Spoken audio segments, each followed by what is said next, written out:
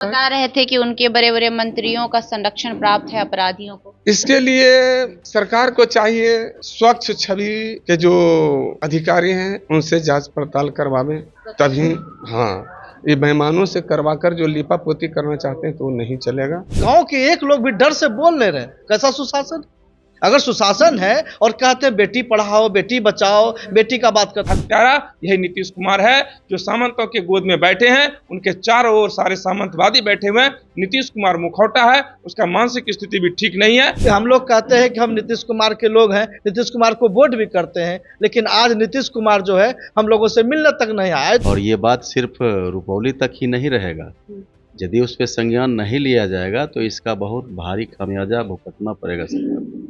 जबड़ा जो है इतना जोर से मारा कि जबड़ा टूटा हुआ है, हाथ तोड़ के पीठ से उल्टा गया, ये सारा चीज है। आज तक उस परिवार को जो है पोस्टमार्टम का रिपोर्ट नहीं मिला है। इस बिहार में अब जननायक की जरूरत है शोषित वंचित समाज के लिए।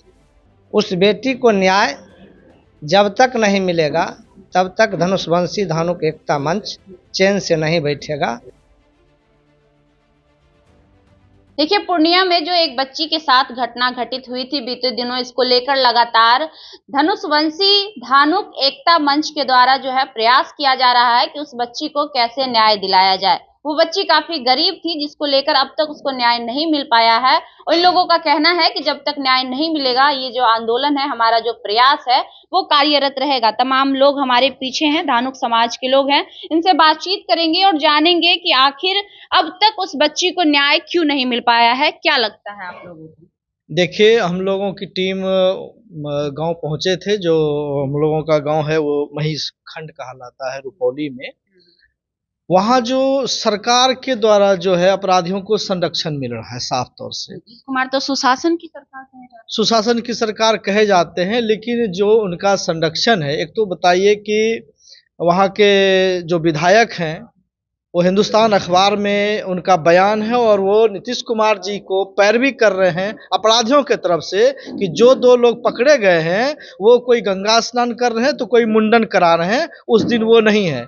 जब हम लोग वहाँ पहुँचते हैं, सुशासन की सरकार कहते हैं, जिस गरीब बिटिया के घर पर हम लोग पहुँचे तो उनका जो घर है वो टीन का चदरा है। वो कह रहे हैं कि बाबू मेरा जो घर का जो पानी अगर छत उल्टी का गिरेगा तो वो भी सामंतियों के, और घर के पीछे भी जाएंगे तो वो भी जमीन सामंतियों का है। करीब 30-40 घर वहां पर धानुक जाति के लोग हैं। मैक्सिमम जो वहां सामंती ताकत है वो वही लोग हैं और साफ साफ कहते हैं कि ये राजपूत और ब्राह्मण समाज के हैं।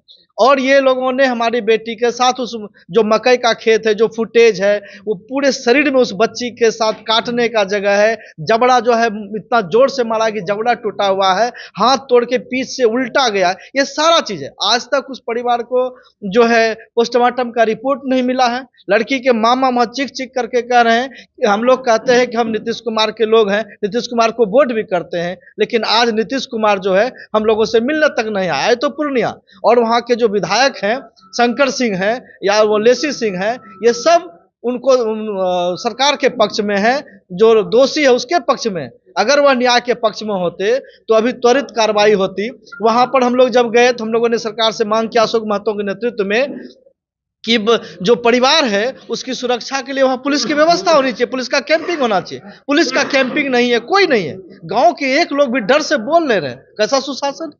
अगर सुशासन है और कहते हैं बेटी पढ़ाओ बेटी बचाओ, बेटी का बात करता है। होली के दिन देखिए हमारे पासवान समाज, हमारी जो बच्ची है उनको रंग नहीं देने दिया तो उस पर गाड़ी चला दिया। ये तो तमाम तरह का घटना, भागलपुर हो, मधुबनी हो, नालंदा हो, कहाँ नहीं घटना हो रहा है। तो कैसे ये सुशासन है? ठीक, हमारा अशोक महतो पिछले बयान में कह रहे थे कि सुशासन की नहीं दुशासन की सरकार है और नीतीश जी के राज में जो दलित है, अति पिछड़ा समाज का है, पिछड़ा समाज की बेटी सुरक्षित नहीं है। अगर यही जिस सामंती वर्गों ने हमारी बेटी के साथ बलात्कार कांड किया, अगर यही उनके घर की बच्ची होती तो अब तक उसी जगह पर गांव का गांव आग के हवाले कर दिया जाता। बड़ी वहां जातीय लड़ाई हुई है, हिंसा हुई है, 2000 का वो माहौल रहा है। अगर आप लोग उसे खंगालेंगे अखबार के माध्यम से तो वहां जातीय हिंसा जबरदस्त हुई। नीतीश कुमार भी कुर्मी समाज से आते हैं और जिस बच्ची के साथ ये घटना हुआ है वो भी उसी समाज से आती है। तो आखिर अपने समाज की बच्चियों के साथ नीतीश कुमार या उनका जो प्रशासन है, उनके जो लोग हैं, वो ऐसा क्यों करेंगे? देखिए, इसमें प्रशासन का गलती है और जो लोग उनके इर्द गिर्द घूम रहे हैं उनका मंशा है कि वो जो चाहेंगे वही होगा। इसी को लेके नीतीश जी भी बदनाम हो रहे हैं। उनका ये सोच नहीं है कि गरीब शोषित के साथ ऐसा घटना हो, लेकिन ये उनके साथ रहने वाले लोग कर रहे हैं और प्रशासन उनका साथ दे रहा है। घटना बहुत ज्यादा वायरल हो रहा है, लोगों तक, पूरा बिहार तक खबर फैल चुका है। आप लोग भी लगातार उस घटना मुद्दा को उठा रहे हैं, तो लगता है कि अभी भी नीतीश कुमार जी तक ये मामला नहीं पहुंचा होगा, या उनके आसपास जो अधिकारी इस मामले को जो संज्ञान में लेते होंगे उन तक नहीं पहुंचा होगा। देखिए, मामला तो पहुंचा जरूर होगा, लेकिन हो सकता है इसमें संज्ञान नहीं लिए हैं।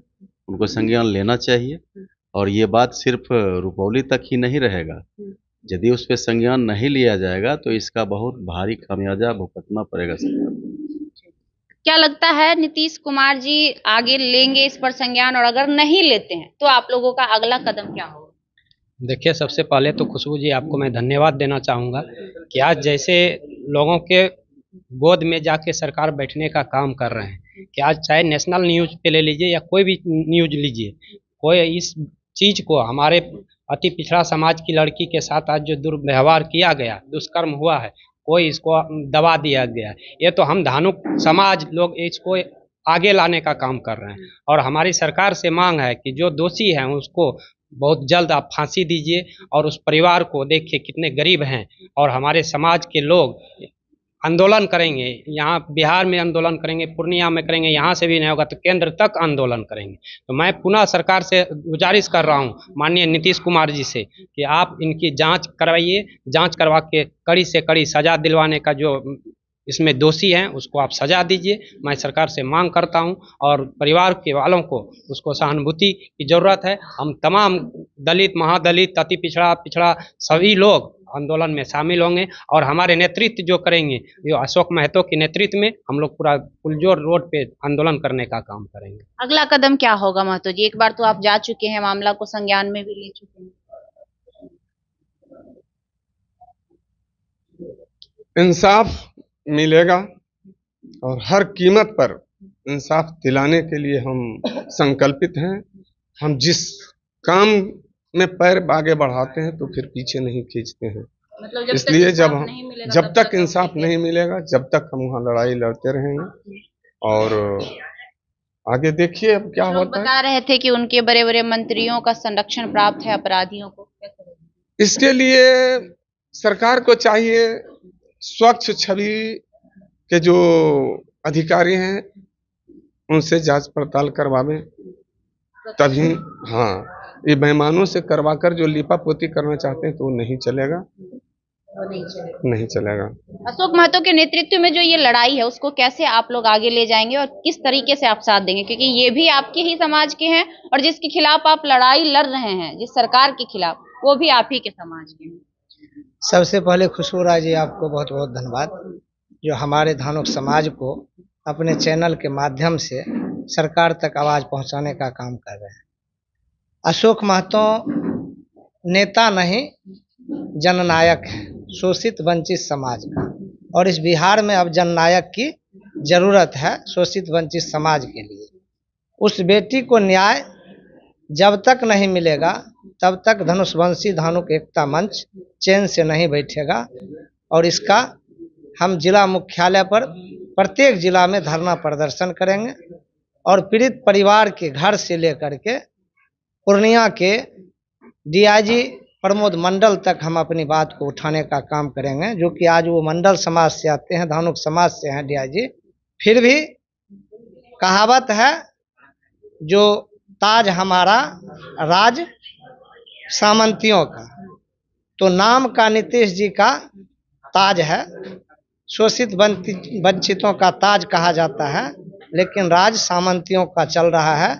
और 17 साल के बाद, माने राम के वनवास के जैसे 14 साल में हुआ, उस तरह 17 साल का वनवास काट करके सामंतियों का दफन करने के लिए हमारे मगध सम्राट आ चुके हैं और शोषित वंचितों का लड़ाई लड़ेंगे।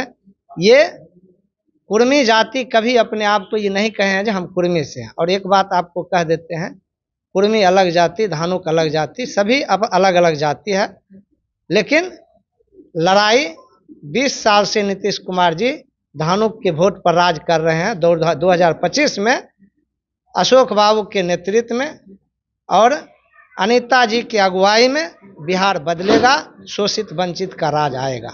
देखिए, ये तमाम जो लोग हैं, क्या कहेंगे अशोक महतो जी की इस लड़ाई को कहाँ तक ले जाएंगे आप लोग? अशोक महतो की लड़ाई को हम सड़क से सदन तक ले जाएंगे। जब तक कि पीड़िता को न्याय नहीं मिलेगा और उनको फांसी की सजा या उनका एनकाउंटर नहीं होगा, तब तक हम लोग चुप नहीं बैठेंगे।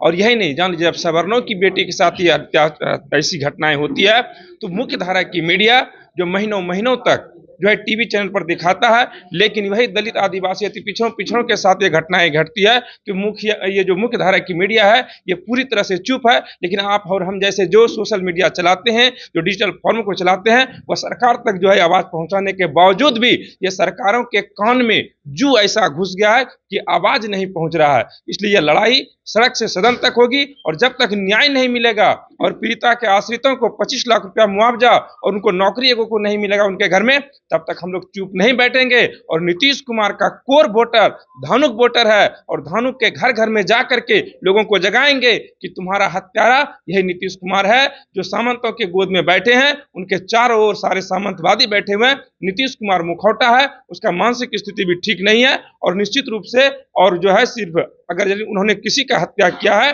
तो धानुक समाज का हत्या किया है नीतीश कुमार ने। नीतीश राज में भले कुर्मी को राज मिला है लेकिन भूमिहारों को, कुर्मी का ताज मिला है लेकिन भूमिहारों को ही राज मिला है। तो देखिए, तमाम जो लोग हैं काफी आक्रोशित हैं। पूर्णिया में जो धानुक समाज की बच्ची के साथ हुआ है उसको लेकर इनका कहना है कि या तो नीतीश कुमार न्याय दिलवाएंगे या तो नीतीश कुमार गद्दी छोड़ने के लिए तैयार हो जाए, क्योंकि धानुक समाज जो कि नीतीश कुमार के कोर वोटर हैं, उनकी वजह से वो इस गद्दी पर बैठे हुए हैं और उनके साथ अन्याय हो रहा है। तब अगर वो चुप है तो ये उनके लिए अच्छा नहीं होगा। बाकी इनकी बातों पर आपकी क्या प्रतिक्रिया है, हमें कमेंट बॉक्स में जरूर दीजिएगा। लाइव लॉन्ग न्यूज देख रहे थे आप, मेरा नाम खुशबू रॉय है। बहुत बहुत धन्यवाद।